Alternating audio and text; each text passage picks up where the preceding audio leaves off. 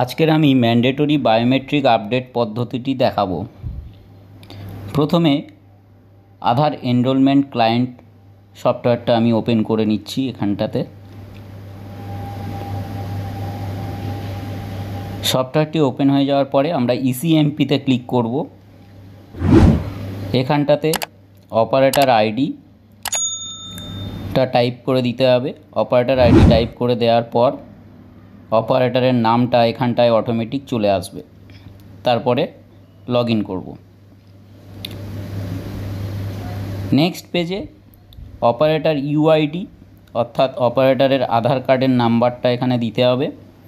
আর synchronise করার সময় যে ওটিপিটা এসেছিল সেই দিনের জন্য সেই ওটিপিটা এখানে টাইপ করে দিতে হবে।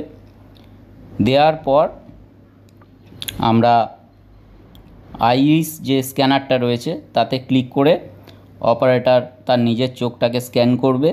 করার পর লগ ইন অপশানে ক্লিক করবে।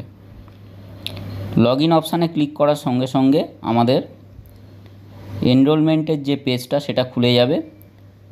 এবার আমরা লাইফ সাইকেল চেঞ্জ সেখান থেকে অফলাইন আপডেটে যাব। তারপরে ইএসএ ক্লিক করলে আমাদের যে ম্যান্ডেটরি বায়োমেট্রিক আপডেট সেই পেজটা ওপেন হয়ে যাবে। এইবার এখানে যে আধার নাম্বারটা রয়েছে এই আধার নাম্বারটা আমরা বাচ্চার আধার নাম্বারটা আগে টাইপ করে ট্যাব মারার সঙ্গে সঙ্গে যদি আমাদের দেখায় যে ডিউ ফর ম্যান্ডেটরি আপডেট তবে আমরা সেটা করব। যেরকম এটা এলো তাহলে এটা বায়োমেট্রিক আপডেটের জন্য ডিউ রয়েছে, এটা করা যাবে। যদি এই মেসেজটা না আসে তাহলে কিন্তু আমরা সেই বাচ্চার ম্যান্ডেটরি বায়োমেট্রিক আপডেট করতে পারবো না। এবার আমরা আধার কার্ডে বাচ্চার যে নামটা রয়েছে ইংরাজিতে সেই নামটাকে টাইপ করার পর আমরা ট্যাব মারব। যখনই ট্যাব মারব তার পাশের ঘরে লোকাল ল্যাঙ্গুয়েজে আমাদের তার নামটা চলে আসবে। যেহেতু আমাদের এখানে লোকাল ল্যাঙ্গুয়েজ বাংলা সেহেতু এখানটায় আমার বাচ্চার নামটা বাংলায় চলে আসবে। দেখুন আমি এখানে ট্যাব মারলাম। ট্যাব মারার সঙ্গে সঙ্গে আমার পাশের ঘরে বাংলা নামটা চলে আসলো।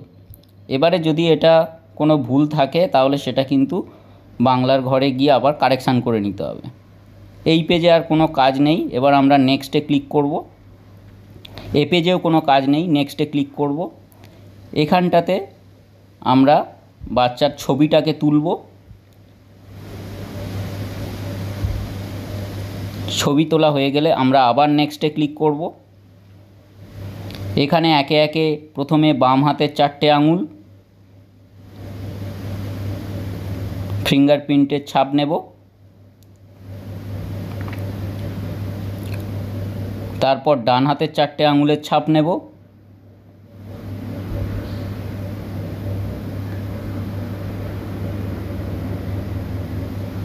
তারপর দুটো বুড়ো আঙুলের ছাপ নেব। এবার আবার আমরা নেক্সটে ক্লিক করব। এবার আমাদের বাচ্চার চোখের ছবিটা নিতে হবে, আইরিস স্ক্যান করতে হবে। আইরিস স্ক্যান হয়ে যাওয়ার পরে আবার নেক্সটে ক্লিক করব। এখানে বাচ্চার পুরো ডিটেলসটা এখানে দেখিয়ে দেবে। এখানে নামের বানান বাংলা এবং ইংরাজি এই দুটো কারেকশান করে নেওয়ার পর চেক করে নেওয়ার পর আমরা প্রিন্ট প্রিভিউতে ক্লিক করে জাস্ট দেখে নেব যে এটা অ্যামাউন্টটা 0 দেখাচ্ছে কিনা। তারপর নেক্সট এখানে অপারেটরের ফিঙ্গার চাইবে, অপারেটর ফিঙ্গারটা দিয়ে দেবেন। দেওয়ার পরে সেভ যে অপশানটা রয়েছে সেভ অপশানে ক্লিক করব। প্রিন্ট রিসিপ্ট অপশানে ক্লিক করব, প্রিন্টে ক্লিক করব। সঙ্গে সঙ্গে আমাদের রিসিপ্টটা প্রিন্ট হয়ে যাবে। প্রিন্ট হয়ে যাওয়ার পরে সেই রিসিপ্টটাতে আমাদেরকে বাচ্চার সই করাতে হবে এবং অপারেটর সই করবে। এবারে অ্যাটাচ ডকুমেন্টে ক্লিক করে এখানে এনরোলমেন্ট ফর্মটায় আমি স্ক্যান দিয়ে দিলাম। এনরোলমেন্ট ফর্মটা আমার স্ক্যান হয়ে গেল। সেভে ক্লিক করব। এটা সেভ হয়ে যাবে।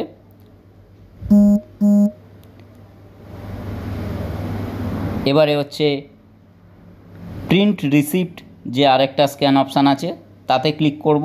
আমরা একটু আগে যে রিসিপ্টটা প্রিন্ট করলাম যেটা বাচ্চা সই করালাম এবং অপারেটর সিগনেচার করলো, সেই পেজটাই আবার স্ক্যান হবে। আবার এটাও সেমভাবে সেভ অপশানে ক্লিক করে দেব, দিলে এটাও সেভ হয়ে যাবে। এটা সেভ হয়ে যাওয়ার পর আমরা আরেকবার সেভ অপশানে ক্লিক করব, কমপ্লিট এনরোলমেন্টে ক্লিক করব। আমাদের এনরোলমেন্টটা অর্থাৎ ম্যান্ডেটরি বায়োমেট্রিক আপডেটটা কমপ্লিট হয়ে গেল। আবার আরেকটা নতুন পেজ দিয়ে দিল আরেকটা নতুন ম্যান্ডেটরি বায়োমেট্রিক আপডেট করার জন্য। ভিডিওটি ভালো লাগলে অবশ্যই লাইক, শেয়ার এবং সাবস্ক্রাইব করবেন। ধন্যবাদ।